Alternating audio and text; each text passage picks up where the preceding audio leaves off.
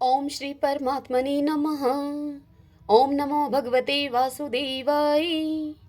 आज श्रीमद् भागवत महापुराण तृतीय स्कंद के अध्याय 30 और 31 की पावन कथा में हम आज सुनेंगे देह गेह में आसक्त पुरुषों की अधोगति का वर्णन तथा मनुष्य योनि को प्राप्त हुए जीव की गति का वर्णन। आज के दिन हम इस पावन कथा का श्रवण करेंगे। ओम श्री कृष्णाय नमो नमः। श्री कपिल देव जी अपनी माता देवहूति से कहते हैं, हे माता जी, जिस प्रकार वायु के द्वारा उड़ाया जाने वाला मेघ समूह उसके बल को नहीं जानता, ठीक उसी प्रकार यह जीव भी बलवान काल की प्रेरणा से भिन्न भिन्न अवस्थाओं तथा योनियों में भ्रमण करता रहता है, किंतु उसके प्रबल पराक्रम को नहीं जानता। जीव सुख की अभिलाषा से जिस जिस वस्तु को बड़े कष्ट से प्राप्त करता है, उसी को भगवान काल विनष्ट कर देता है, जिसके लिए उसे बड़ा शोक होता है। इसका कारण यही है कि यह मंदमती जीव अपने इस नाशवान शरीर तथा उसके संबंधियों के घर, खेत और धन आदि को मोहवश नित्य मान लेता है। इस संसार में यह जीव जिस जिस योनि में जन्म लेता है, उसी में आनंद मानने लगता है और उससे विरक्त नहीं होता। यह भगवान की माया से ऐसा मोहित हो रहा है कि कर्मवश नार की योनियों में जन्म लेने पर भी वहां के विष्टा आदि भोगों में ही सुख मानने के कारण उसे भी छोड़ना नहीं चाहता। यह मूर्ख अपने शरीर, स्त्री, पुत्र, ग्रह, पशु, धन और बंधु बांधुओं में अत्यंत आसक्त होकर उनके संबंध में नाना प्रकार के मनोरथ करता हुआ अपने को बड़ा भाग्यशाली समझता है। इनके पालन पोषण की चिंता से इसके संपूर्ण अंग जलते रहते हैं। तथापि दुर्वासनाओं से दूषित हृदय होने के कारण यह मूढ़ निरंतर इन्हीं के लिए तरह तरह के पाप करता रहता है। उल्टा स्त्रियों के द्वारा एकांत में संभोग आदि के समय प्रदर्शित किए हुए कपटपूर्ण प्रेम में तथा बालकों की मीठी मीठी बातों में मन और इंद्रियों के फंस जाने से गृहस्थ पुरुष घर के दुख प्रधान कपटपूर्ण कर्मों में लिप्त हो जाता है। उस समय बहुत सावधानी करने पर भी यदि उसे किसी दुख का प्रतिकार करने में सफलता मिल जाती है, तो उसे ही वह सुख सा मान लेता है। जहां तहां से भयंकर हिंसावृत्ति के द्वारा धन संचय करके यह ऐसे लोगों का पोषण करता है जिनके पोषण से नरक में जाता है। स्वयं तो उनके खाने पीने से बचे हुए अन्न को ही खाकर रहता है।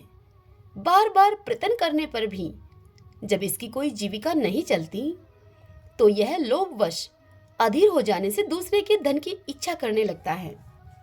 और जब मंद भाग्य के कारण इसका कोई प्रयत्न नहीं चलता और यह मंद बुद्धि धनहीन होकर कुटुंब के भरण पोषण में असमर्थ हो जाता है, तब अत्यंत दीन और चिंतातुर होकर लंबी लंबी श्वासें छोड़ने लगता है।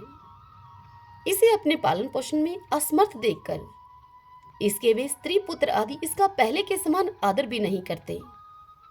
जैसे करपण किसान बूढ़े बैल की उपेक्षा कर देते हैं, ठीक वैसे ही इसके स्त्री पुत्र आदि इसका आदर नहीं करते। फिर भी इसे वैराग्य नहीं होता। जिन्हें उसने स्वयं पाला था, वे ही अब उसका पालन करते हैं। वृद्धावस्था के कारण इसका रूप बिगड़ जाता है, शरीर रोगी हो जाता है, अग्नि मंद पड़ जाती है, भोजन और पुरुषार्थ दोनों ही कम हो जाते हैं। वह मरणोन्मुख होकर घर में पड़ा रहता है और कुत्ते की भांति स्त्री पुत्र आदि के अपमान पूर्वक दिए हुए टुकड़े खाकर जीवन निर्वाह करता है।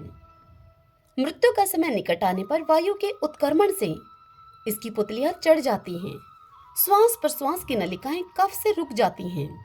खांसने और सांस लेने में भी इसे बड़ा कष्ट होता है तथा कफ बढ़ जाने के कारण कंठ में गुरगुराहट होने लगती है।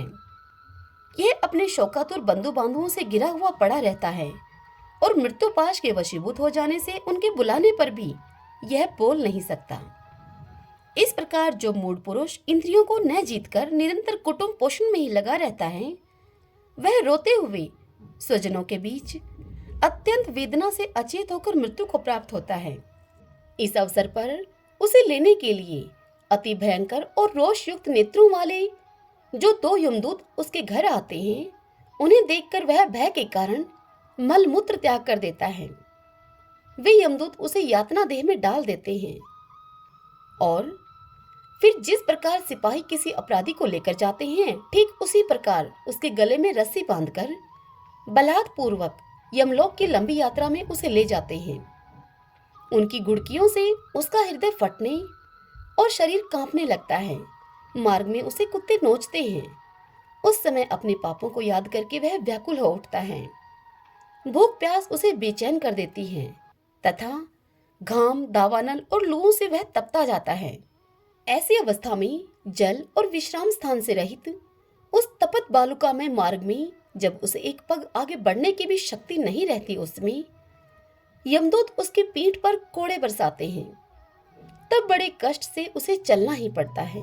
वह जहां तहां थक कर गिर जाता है, उसे मूर्छा आ जाती है। चेतना आने पर वह फिर से उठता है। इस प्रकार अति दुख में अंधेरे मार्ग से अत्यंत क्रूर यमदूत उसे शीघ्रता से यमपुरी को लेकर जाते हैं। यमलोक का मार्ग 99,000 योजन है।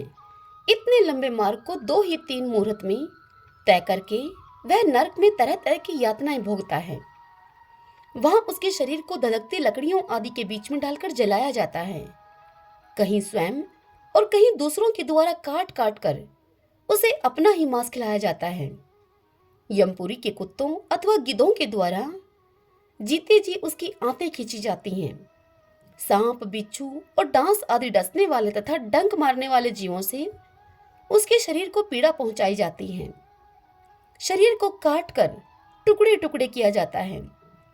उसे हाथियों से चिरवाया जाता है, पर्वत शिखरों से गिराया जाता है अथवा जल या गड्ढे में डालकर बंद कर दिया जाता है।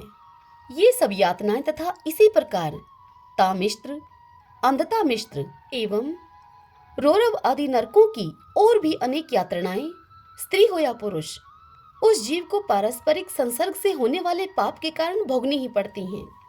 हे माता जी, कुछ लोगों का कहना है कि स्वर्ग और नरक तो इसी लोक में हैं, क्योंकि जो नारकी यातनाएं हैं वे यहाँ भी देखी जाती हैं। इस प्रकार अनेक कष्ट भोगकर अपने कुटुंब का ही पालन करने वाला अथवा केवल अपना ही पेट भरने वाला पुरुष उन कुटुंब और शरीर दोनों को यहीं छोड़कर मरने के बाद अपने किए हुए पापों का ऐसा फल भोगता है। अपने इस शरीर को यहीं छोड़कर प्राणियों से द्रोह करके एकत्रित किए हुए पाप रूप पाथे को साथ लेकर वह अकेला ही नरक में जाता है। मनुष्य अपने कुटुंब का पेट पालने में जो अन्याय करता है, उसका दैव विहित कुफल वह नरक में जाकर भोगता है। उस समय वह ऐसा व्याकुल होता है कि मानो उसका सर्वस्व लुट गया हो। जो पुरुष निरी पाप की कमाई से ही अपने परिवार का पालन करने में व्यस्त रहता है, वह अंधता मिश्र नरक में जाता है, जो नरकों में चरम सीमा का कष्टप्रद स्थान है। मनुष्य जन्म मिलने के पूर्व जितने भी यातनाएं हैं तथा शुकर कुकर आदि योनियों के जितने भी कष्ट हैं, उन सबको कर्म से भोगकर शुद्ध हो जाने पर वह फिर मनुष्य योनि में जन्म लेता है। ओम नमो नारायण, ओम नमो नारायण। श्री कपिल भगवान देवहूति से कहते हैं कि हे माता जी, जब जीवों को मनुष्य शरीर में जन्म लेना होता है तो वह भगवान की प्रेरणा से अपने पूर्व कर्म के अनुसार देह प्राप्ति के लिए पुरुष के वीर्य कण के द्वारा स्त्री के उदर में प्रवेश करता है। वहां वह एक रात्रि में स्त्री के रज में मिलकर एक रूप कलल बन जाता है। 5 रात्रि में बुद्बुद रूप हो जाता है। 10 दिन में पेड़ के समान कुछ कठिन हो जाता है और उसके बाद मांसपेशी अथवा अंडज प्राणियों में अंडे के रूप में परिणत हो जाता है। 1 महीने में उसके सिर निकल आता है। 2 मास में हाथ पांव आदि अंगों का विभाग हो जाता है और 3 मास में नख, रोम, अस्थि, चर्म, स्त्री पुरुष के चिन्ह तथा अन्य छिद्र उत्पन्न हो जाते हैं। 4 मास में उसमें मांस आदि 7 धातुएं पैदा हो जाती हैं। 5वें महीने में भूख प्यास लगने लगती है और 6ठे मास में झिल्ली से लिपटकर वह दाहिनी कोख में घूमने लगता है। उस समय माता के खाए हुए अन्न जल आदि से उसकी सब धातुएं पुष्ट होने लगती हैं और वह कर्मी आदि जंतुओं के उत्पत्ति स्थान उस जघन्य मलमूत्र के गड्ढे में पड़ा रहता है। वह सुकुमार तो होता ही है, इसलिए जब वहां के भूखे कीड़े उसके अंग प्रत्यंग को नोचते हैं, तब अत्यंत कलेश के कारण वह क्षण क्षण में अचेत हो जाता है। माता के खाए हुए कड़वे, तीखे, गरम, नमकीन, रूखे और खट्टे आदि उग्र पदार्थों का स्पर्श होने से उसके सारे शरीर में पीड़ा होने लगती है। वह जीव माता के गर्भाशय में झिल्ली से लिपटा और आंतों से घिरा रहता है। उसका सिर पेट की ओर तथा पीठ और गर्दन कुंडलाकार मुड़े रहते हैं। वह पिंजड़े में बंद पक्षी के समान पराधीन एवं अंगों को हिलाने डुलाने में भी असमर्थ रहता है। इसी समय अदृष्ट की प्रेरणा से उसे स्मरण शक्ति प्राप्त होती है। तब अपने सैकड़ों जन्मों के कर्म उसे याद आ जाते हैं और वह बेचैन हो जाता है तथा उसका दम घुटने लगता है। वहां ऐसी अवस्था में उसे क्या शांति मिल सकती है। 7वां महीना आरंभ होने पर उसमें ज्ञान शक्ति का भी उन्मेष हो जाता है, परंतु प्रसूति वायु से चलायमान रहने के कारण वह उसी उदर में उत्पन्न हुए विष्ठा के कीड़ों के समान एक स्थान पर नहीं रह सकता। तब सप्त धातु में स्थूल शरीर से बंधा हुआ वह देहात्मदर्शी जीव अत्यंत भयभीत होकर दीन वाणी से कृपा याचना करता हुआ हाथ जोड़कर उस प्रभु की स्तुति करता है जिसने उसे माता के गर्भ में डाला है। वह जीव कहता है कि मैं बड़ा अधम हूँ। भगवान ने मुझे जो इस प्रकार की गति दिखाई है वह मेरे योग्य ही है। वे अपनी शरण में आए हुए इस नश्वर जगत की रक्षा के लिए ही अनेक प्रकार के रूप धारण करते हैं। अतः मैं भी भूतल पर विचरण करने वाले उन्हीं के निर्भय चरणारविंदों की शरण लेता हूँ। जो मैं अर्थात जीव कहता है कि इस माता के उदर में देह, इंद्रिय और अंतःकरण रूपा माया का आश्रय करके पुण्य पाप रूप कर्मों से आच्छादित रहने के कारण बद्ध की तरह हूँ। वही मैं यही अपने संतप्त हृदय में प्रतीत होने वाले उन विशुद्ध अर्थात उपाधि रहित अविकारी और अखंड बोध स्वरूप परमात्मा को नमस्कार करता हूँ। मैं वस्तुतः शरीर आदि से रहित असंग होने पर भी देखने में 5 भौतिक शरीर से संबद्ध हूँ और इसलिए इंद्रिय, गुण, शब्दादि, विषय और चिदाभास अर्थात अहंकार रूप जान पड़ता हूँ। अतः इस शरीर आदि के आवरण से जिनकी महिमा कुंठित नहीं हुई है, उन प्रकृति और पुरुष के नियंता सर्वज्ञ अर्थात विद्या शक्ति संपन्न परम पुरुष की मैं वंदना करता हूँ। उन्हीं की माया से अपने स्वरूप की स्मृति नष्ट हो जाने के कारण यह जीव अनेक प्रकार के सत्व आदि गुण और कर्म के बंधन से युक्त इस संसार मार्ग में तरह तरह के कष्ट झेलता हुआ भटकता रहता है। अतः उन परम पुरुष परमात्मा की कृपा के बिना और किस युक्ति से इसे अपने स्वरूप का ज्ञान हो सकता है। मुझे जो यह त्रिकालिक ज्ञान हुआ है, यह भी उनके सिवा और किसने दिया है, क्योंकि स्थावर जंगम समस्त प्राणियों में एकमात्र वे ही तो अंतर्यामी रूप अंश से विद्यमान हैं। अतः जीव रूप कर्म जनित पदवी का अनुवर्तन करने वाले हम अपने त्रिविध तापों की शांति के लिए उन्हीं का भजन करते हैं। हे भगवान, यह देहधारी जीव दूसरी माता के देह के उदर के भीतर मल मूत्र और रुधिर के कुएं में गिरा हुआ है। उसकी जठर अग्नि से इसका शरीर अत्यंत संतप्त हो रहा है। उससे निकलने की इच्छा करता हुआ यह अपने महीने गिन रहा है। हे भगवान, अब इस दीन को यहाँ से कब निकाला जाएगा? हे स्वामिन, आप बड़े दयालु हैं। आप जैसे उदार प्रभु ने ही इस 10 मास के जीव को ऐसा उत्कृष्ट ज्ञान दिया है। हे दीन बंधो, इस अपने किए हुए उपकार से ही आप प्रसन्न हो, क्योंकि आपको हाथ जोड़ने के सिवा आपके उस उपकार का बदला तो कोई दे भी कैसे सकता है। हे प्रभु, संसार के ये पशु पक्षी आदि अन्य जीव तो अपनी मूढ़ बुद्धि के अनुसार अपने शरीर में होने वाले सुख दुख आदि का ही अनुभव करते हैं, किंतु मैं तो आपकी कृपा से शम दम आदि साधन संपन्न शरीर से युक्त हुआ हूँ।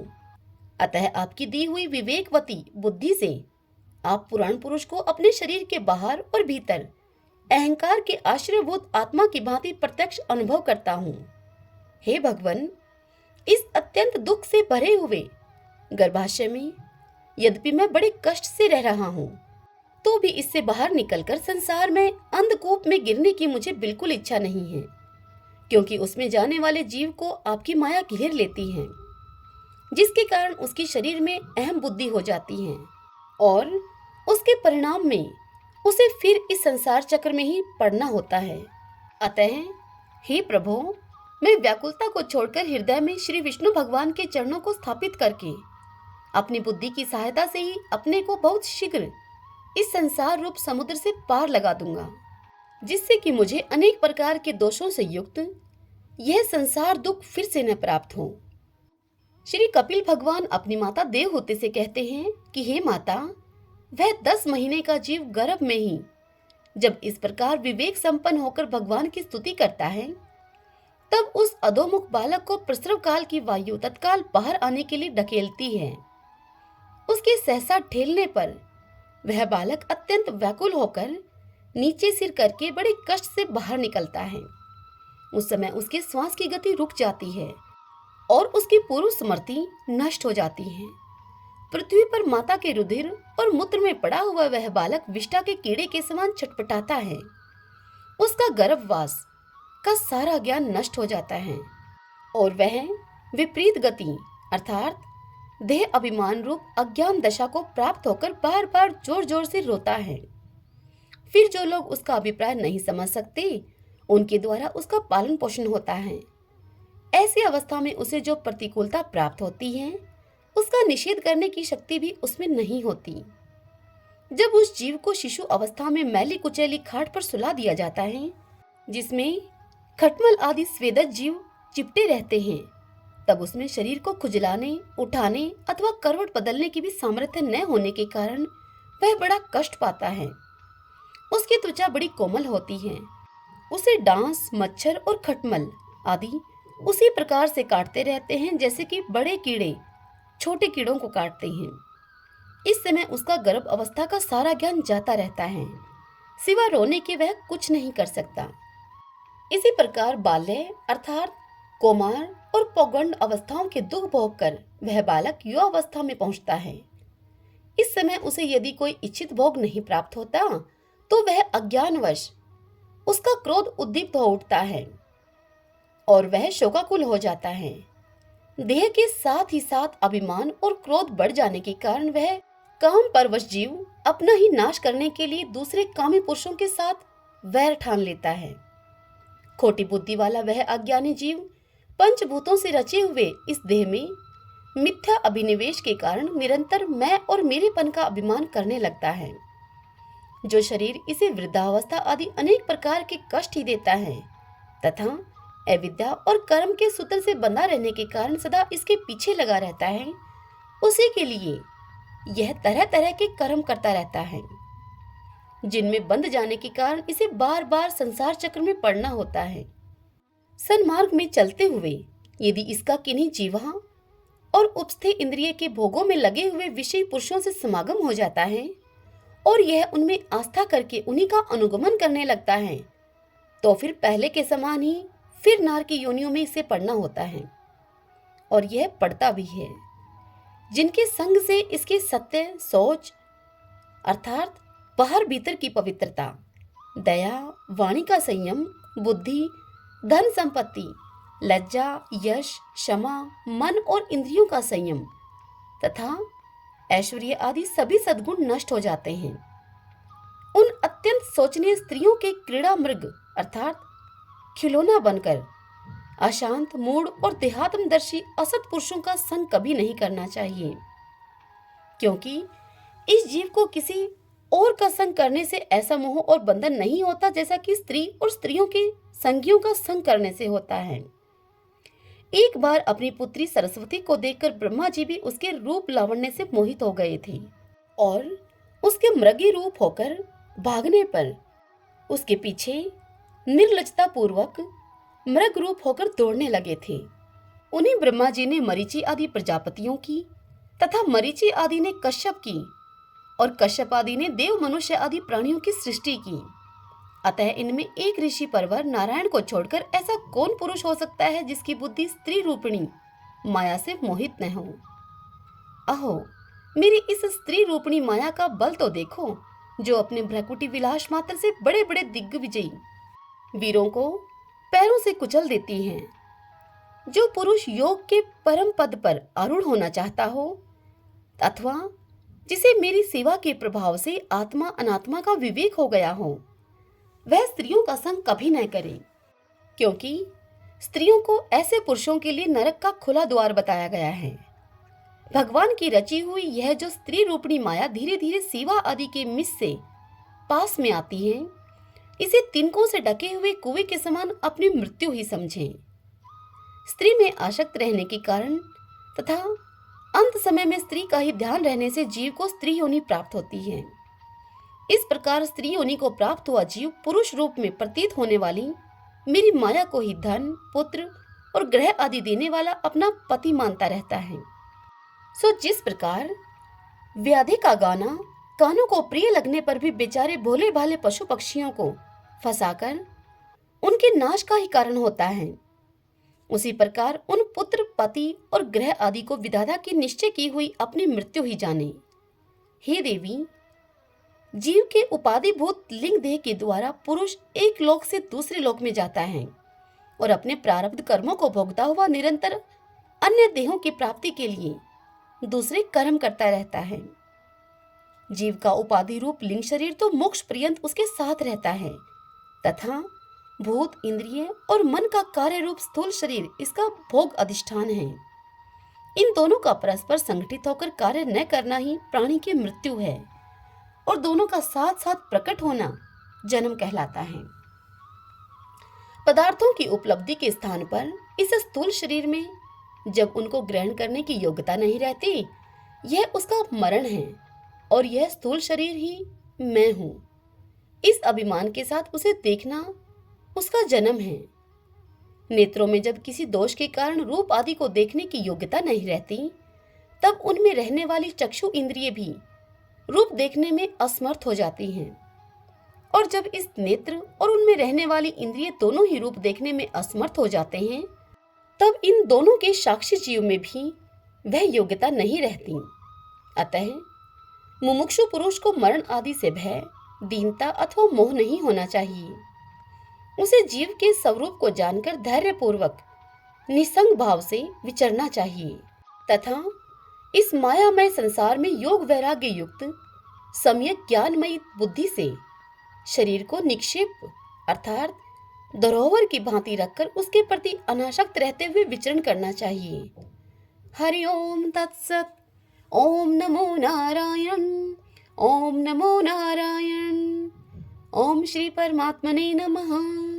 भगतजनों, आज के अध्याय की कथा यहीं समाप्त होती है। इससे आगे की कथा कल हम अगले अध्याय में सुनेंगे। कल के अध्याय में हम सुनेंगे धूम मार्ग और अर्चिर आदि मार्ग से जाने वालों की गति का और भक्ति योग की उत्कृष्टता का वर्णन तथा देवहूति को तत्वज्ञान और मोक्ष पद की प्राप्ति किस प्रकार हुई। कल हम इस पावन कथा को सुनेंगे। इसी कथा के साथ यह तृतीय स्कंद समाप्त हो जाएगा। तत्पश्चात हम सब चतुर्थ स्कंद की कथाएं सुनेंगे। पिछले कुछ दिनों तक मैं आपको भागवत कथा नहीं सुना पाई, इसके लिए मैं आपसे क्षमा चाहती हूँ। कथा सुनने में यदि आपको थोड़ा भी आनंद आता हो तो आप कमेंट बॉक्स में जय श्री कृष्ण जरूर लिखें। हरे कृष्णा।